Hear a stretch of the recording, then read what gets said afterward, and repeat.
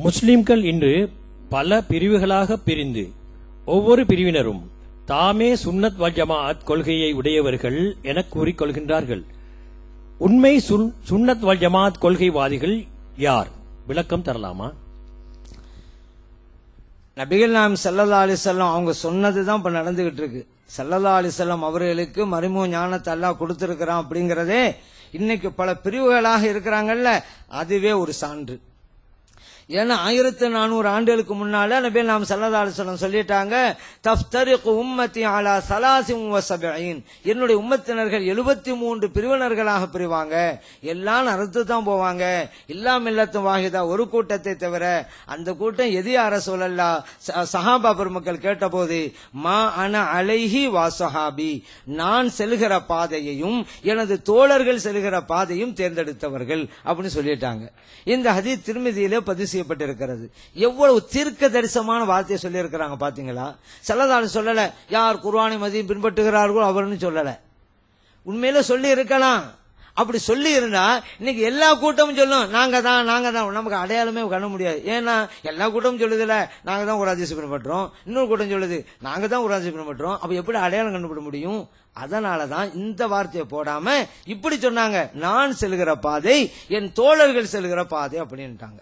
இதுதான் சொன்னது. அதைத்தான் நம்ம சுன்னத் ஜமாத்துங்கிறோம். நபிகள் நாயகம் ஸல்லல்லாஹு அலைஹி சொன்னாங்கல்ல, நான் செல்கிற பாதை என்று. ஸல்லல்லாஹு அலைஹி சொல்ற பாதை என்ன? சுன்னத்து.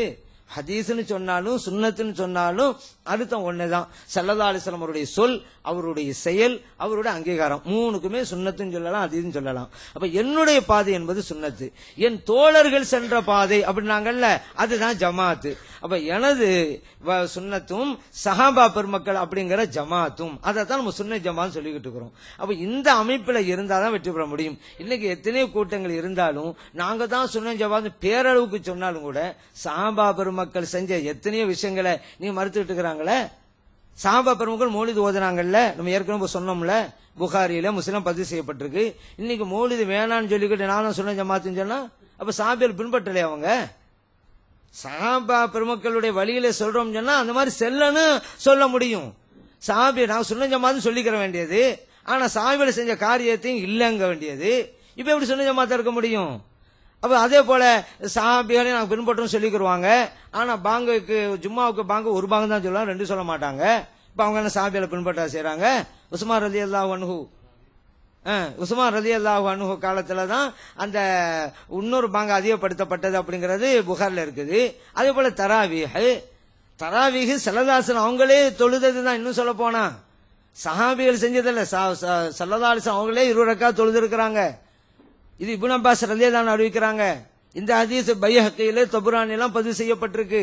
நபிகள் நாயகம் ஸல்லல்லாஹு அலைஹி 20 ரக்காத் தொழுதாங்க. ஆனா இதை ஒட்டுமொத்த ஜமாத்தாக ஆக்கியது ஒரு சஹாபி தானே, உமர் ரலியல்லாஹு அவங்க தானே.